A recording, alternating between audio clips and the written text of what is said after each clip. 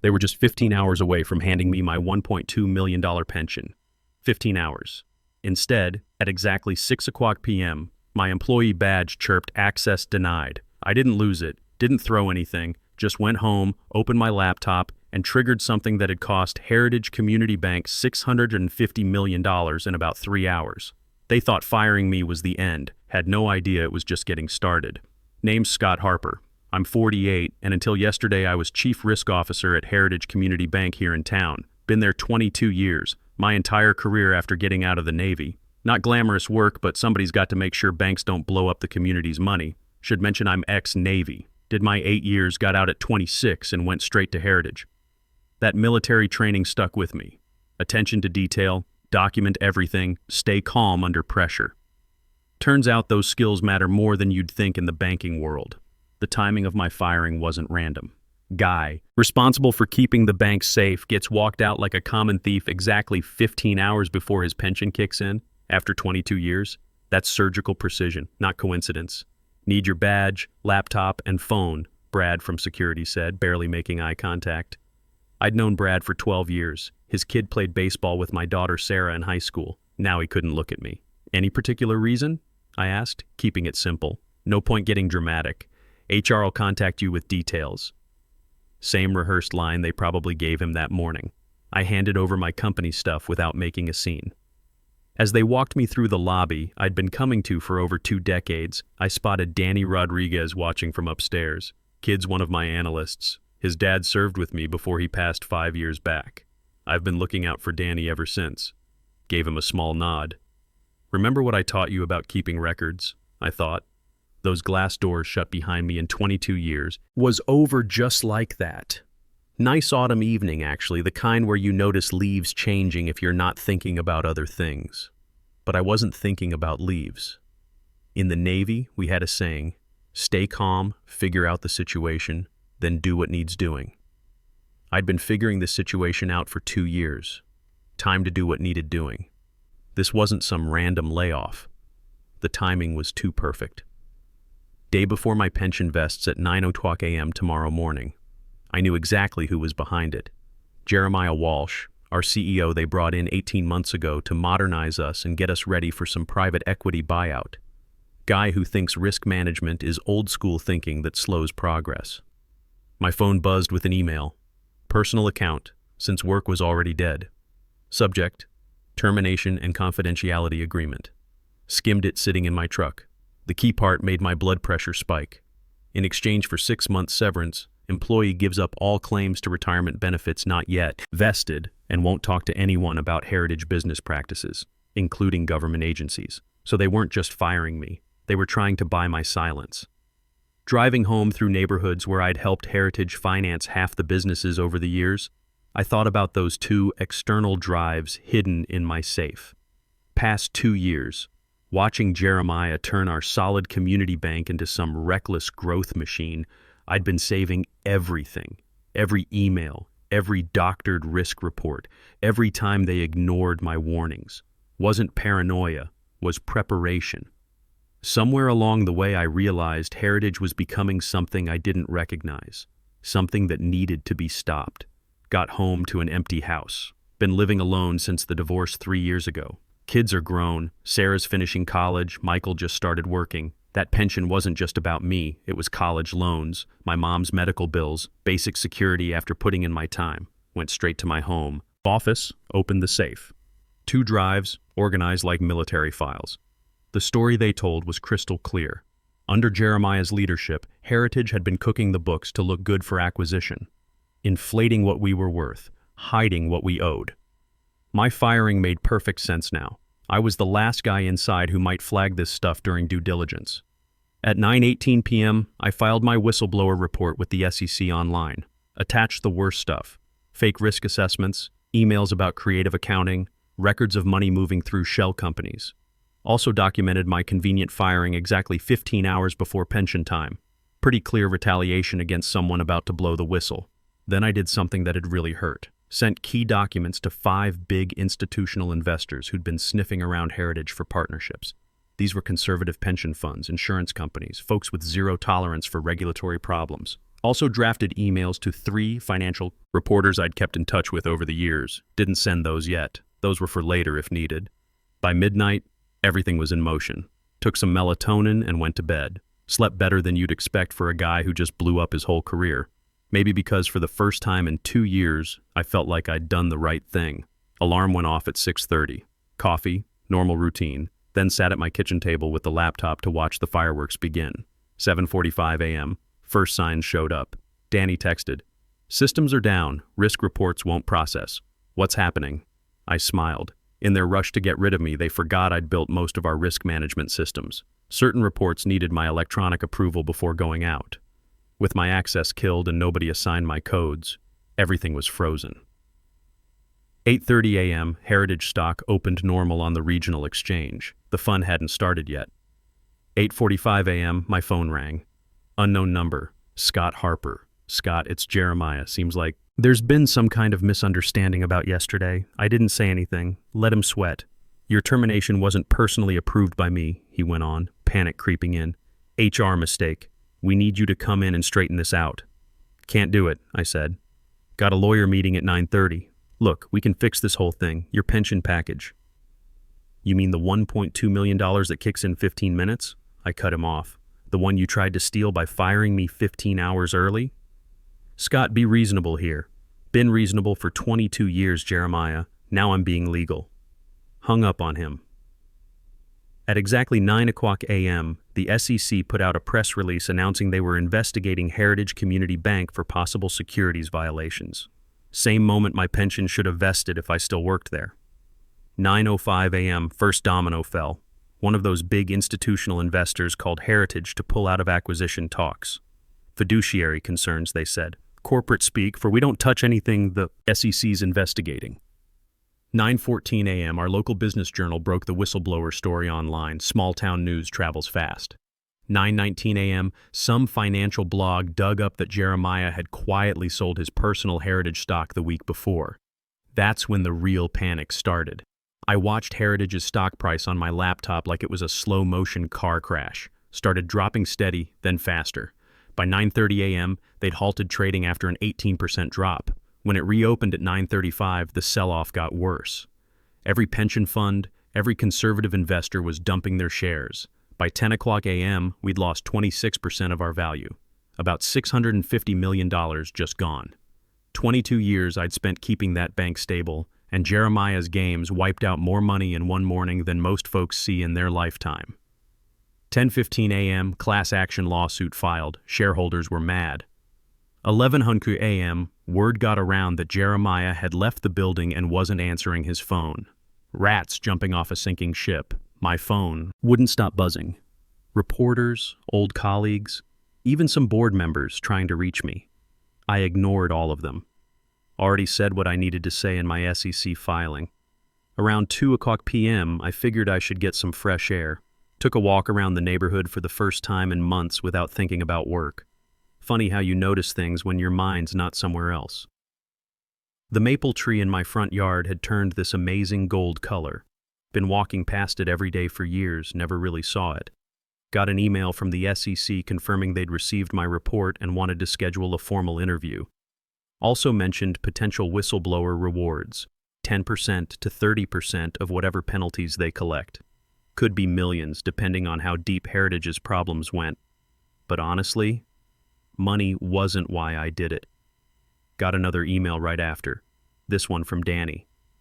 They're saying all kinds of crazy stuff about you here, but I know what really happened. You taught me to do the right thing even when it's hard. I won't forget. That's when I knew I'd made the right call. Spent the next couple days dodging reporters and letting my lawyer handle Heritage's legal threats. They sent cease and desist letters, threatened to sue me for breach of contract, all the usual intimidation stuff. My attorney said it was standard corporate playbook when someone goes to the regulators. 3 days after the whole thing blew up, I found myself sitting in a windowless SEC interview room in the Federal Building downtown. Agent Jennifer Mills, sharp woman with gray hair, and Agent Ryan Torres, younger guy who looked like he'd seen every kind of corporate scam there was. You've been documenting these irregularities for 2 years, Mills said, looking through my files. Why didn't you come to us sooner? Fair question. One I'd been asking myself. Thought I could fix it from the inside, I admitted. Heritage had been my home for half my adult life. Figured the institution was solid, even if some people were cutting corners. When'd you realize you were wrong? Torres asked. March 14th, about 6 months ago. I remembered that night perfectly.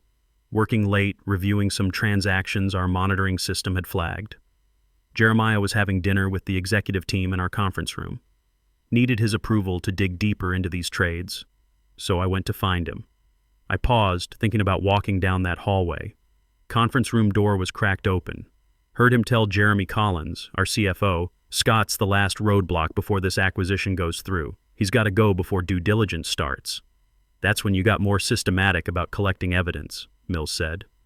I'd already been keeping records for over a year, but that night I realized they were going to force me out eventually, so I started planning for it. They asked about everything, the fake risk assessments, the shell company transactions, whether the board knew what was happening. I told them what I could prove and what I suspected. Some board members had raised concerns that got shut down fast. Others seemed to have their heads in the sand on purpose. Last question, Mills said as we wrapped up. What do you want out of this? I thought about that. Justice, I guess, not just for me, but for everyone who trusted Heritage with their money. Every employee who believed we were doing right by the community. Every retiree counting on us to be there when they needed their savings. Torres nodded. Well, you've definitely started that process. Based on what you've shown us, you're looking at 10 to 30% of whatever penalties we collect. Could be substantial. Wasn't doing it for the money, I said. No, Mills agreed, studying me. I can tell. Left the federal building feeling like I'd done my part. Whatever happened next was up to the lawyers and regulators. My phone showed 23 missed calls and 47 emails. Most were reporters wanting comments. A couple were from old colleagues saying they supported what I'd done. One was from Jeremiah's personal email with the subject, "We can still work this out." Deleted that one without reading it. My lawyer had set up a temporary office space where I could work during what he called the storm. Next few weeks were going to be rough as Heritage's army of lawyers tried to discredit me and minimize the damage. The office was in a small building outside the financial district, close enough to be convenient, far enough to avoid accidentally running into people from my old life. I was setting up my laptop when my phone rang. Local number I didn't recognize. Scott Harper. Mr. Harper, this is Harold Stone. I'm chairman of Heritage's board of directors. I straightened up. Harold Stone was a legend around here, retired Marine colonel who'd built a couple successful businesses after his service. Only joined Heritage's board 6 months ago, which was right around when I started noticing Jeremiah's worst behavior. What can I do for you, Mr. Forillo? Stone, you can meet with me. In person, no lawyers off the record. Just two veterans having a conversation. Interesting. When and where? Tonight, 8 p.m. The Veterans Club downtown. You know it? I knew it. Place where local vets gathered for dinner and drinks. Neutral ground. I'll be there. Good. And Mr. Harper? Come alone. Call ended, leaving me curious and a little nervous. Harold Stone had the power to either back up my claims or destroy what was left of my reputation. Meeting him was risky, but I felt like I had to take it. Spent the rest of the afternoon organizing my evidence and getting ready for the legal battles ahead. My attorney had connected me with a firm that specialized in whistleblower cases. We had a call scheduled for the next morning. At 7:45 p.m., I headed out to meet the one man who might determine whether Heritage Community Bank survived or died. The Veterans Club hadn't changed much since I'd last been there. Same dark wood paneling, same photos of local service members on the walls. Same smell of coffee and old leather. Place where guys like me came to remember we'd served something bigger than ourselves. Harold Stone was waiting in a corner booth when I walked in. Tall, silver-haired, still carried himself like the Marine he'd always be. Even at 70-something, the man commanded respect just by sitting there. He stood and shook my hand. Firm grip, looked me straight in the eye. Scott, thanks for coming. Mr. Stone, Harold's fine. We're both veterans here. We ordered coffee, neither of us drinking alcohol for this kind of conversation. Harold got right to the point. I've spent the last 72 hours going through everything, he started. Financial records, board minutes, internal communications, talked to a dozen executives, 5 former employees, brought in 2 independent auditors to look at the books. He looked me dead in the eye. You're right. About all of it. Wasn't what I'd expected him to say. The board was fed a steady diet of lies, he continued. Information got filtered, massaged, sometimes completely made up before it reached us. Should have demanded direct access to people like you instead of trusting Jeremiah's summaries. Harold leaned forward. Which brings me to why I asked you here. Board's meeting tomorrow night, an emergency session. We're voting to fire Jeremiah and Jeremy for cause. We're going to the SEC ourselves to add to your filing, and we're announcing a complete restructuring plan to save what's left. He paused. I want you to come back, not as chief risk officer, as interim CEO. I stared at him. Had to be hearing things. Come back? They walked me out like a criminal 4 days ago.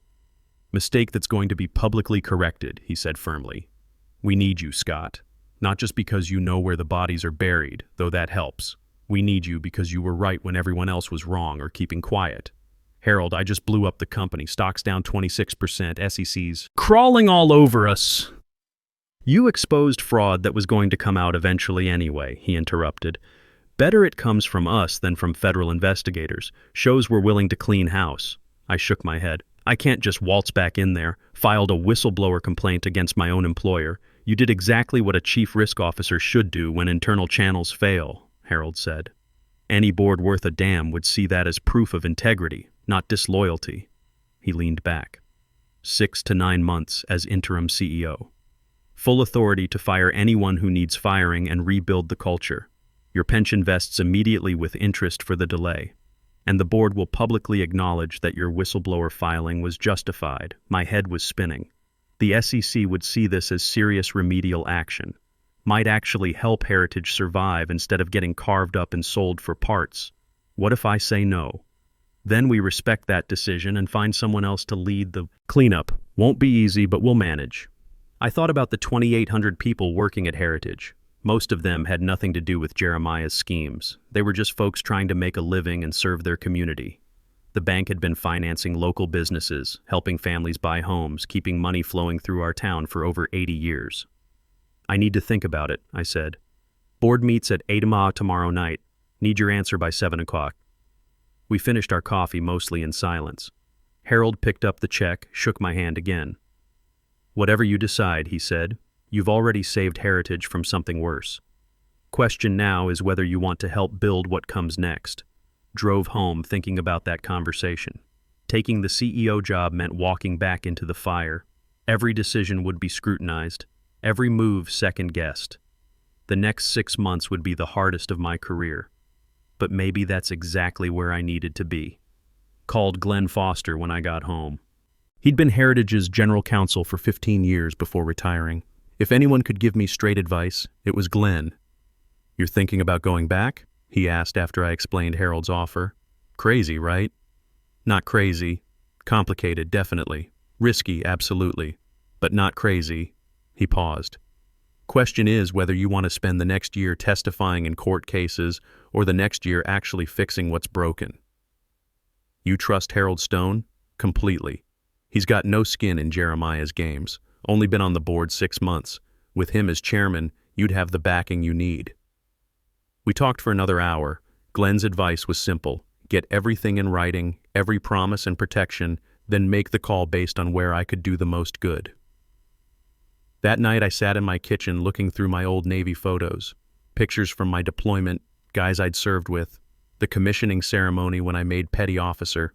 We'd had a mission then, something bigger than ourselves, maybe. Heritage could be that kind of mission again. Next morning brought more calls from reporters and more legal threats from Heritage's lawyers. My attorney assured me the threats were mostly bluster. Whistleblower protections are pretty strong when you follow the rules like I had. Around noon, I got a call that surprised me. Dad, it's Sarah, my daughter, calling from college. Word had apparently reached her somehow. Hey, kiddo. How'd you hear about all this? It's all over the business news. Some of my professors are talking about it. She paused. Dad, are you okay? The news makes it sound like you destroyed your own company. I thought about how to explain it. Sometimes doing the right thing looks like destruction before it looks like construction. I'm proud of you, she said quietly. I know this wasn't easy. That call decided it for me. My kids needed to see that principles mattered more than paychecks, that sometimes you have to fight for what's right even when it costs you everything. At 6:45 p.m., I called Harold. "It's Scott. I'll take the job. But I want everything we discussed in writing before the board meeting. Already drafted. Emails coming your way now. Can you be there tonight?" "I'll be there." "Good. Use the executive entrance. Security will be expecting you." Funny how things work out. 5 days ago, I'd been escorted out of that building in disgrace. Tonight, I'd be walking back in with more authority than I'd ever had. Sometimes the best revenge isn't revenge at all. Sometimes it's just getting the chance to do things right. The Heritage boardroom hadn't changed much. Same long table, same view of downtown, same serious atmosphere. But walking in there as a potential CEO instead of the guy giving risk reports felt completely different. 12 board members looking at me with everything from cautious hope to barely hidden skepticism. Harold called the meeting to order right at 8 p.m. "Before we start, I want to acknowledge the extraordinary circumstances that brought us here tonight," he began, "and to welcome Scott Harper, who's agreed to serve as interim CEO if the board approves."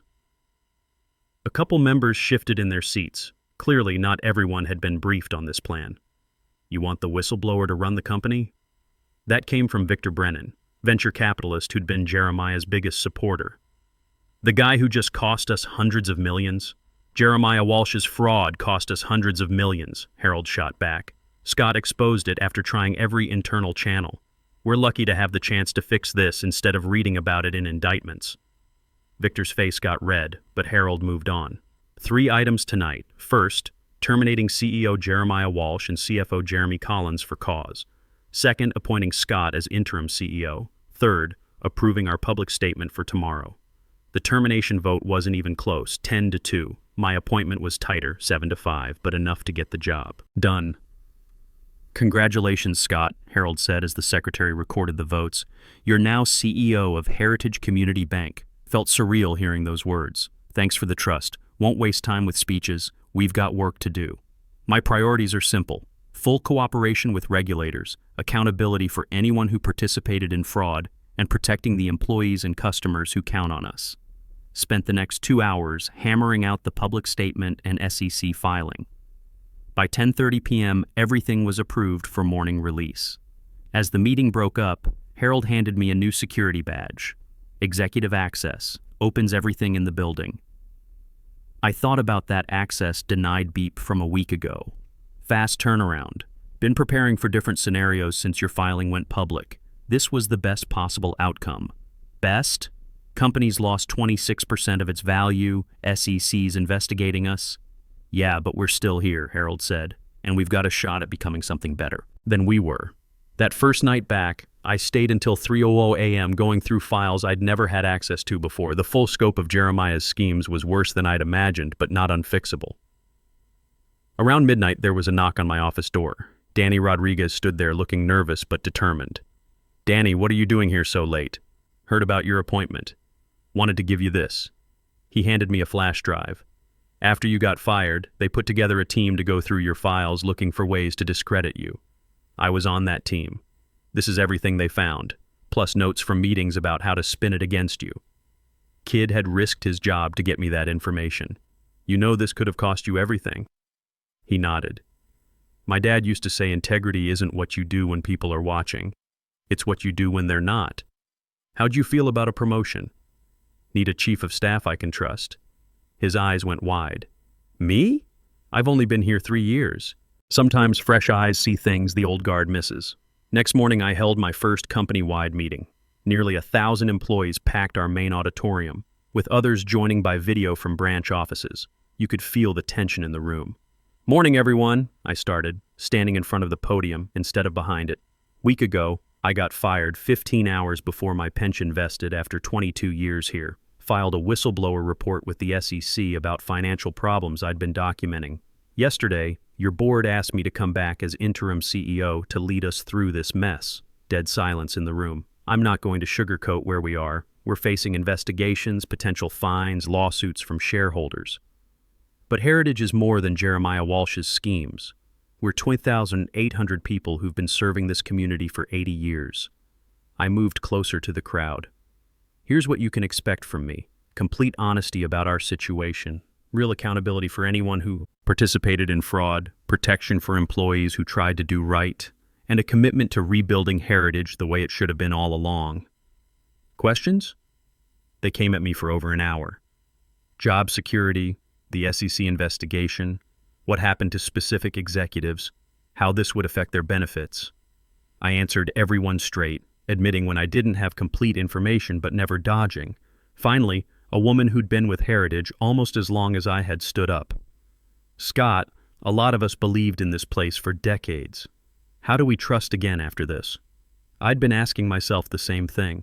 Trust can't be demanded, only earned. Don't trust me because I'm standing up here now. Watch what we do over the next few months.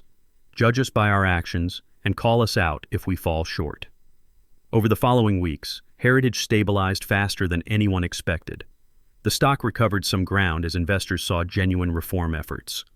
The SEC investigation continued, but they appreciated our cooperation. Two major institutional investors who'd been ready to bail decided to stick around, betting on our recovery. 3 months later, I got the call about my whistleblower reward. $23 million, enough to secure my kids' futures and my mom's care several times over. But honestly, the money felt secondary to everything else. 6 months after that board meeting, they offered to make my CEO appointment permanent. I said yes. Heritage had not only survived but was thriving as a real community bank again. The best part? Danny Rodriguez had turned out to be exactly the kind of leader we needed. Kid was already being talked about as my eventual successor. Guess integrity really does skip generations sometimes. They thought firing me 15 hours before my pension vested was the end of my Heritage story. They were wrong. It was just the end of one chapter and the beginning of another they couldn't control. The bank that tried to throw me away was now being rebuilt, exactly the way I thought a financial institution should work. Sometimes the best revenge isn't revenge at all. Sometimes it's just getting the chance to prove you were right all along. And sometimes, if you're really lucky, you get to build something better from the ashes of what came before. That $1.2 million pension ended up being just the down payment on something much more valuable. Sometimes the most powerful thing you can do to people who try to destroy you is prove they made you stronger. They thought they were ending my career, but they were actually handing me the keys to rebuild everything they'd corrupted.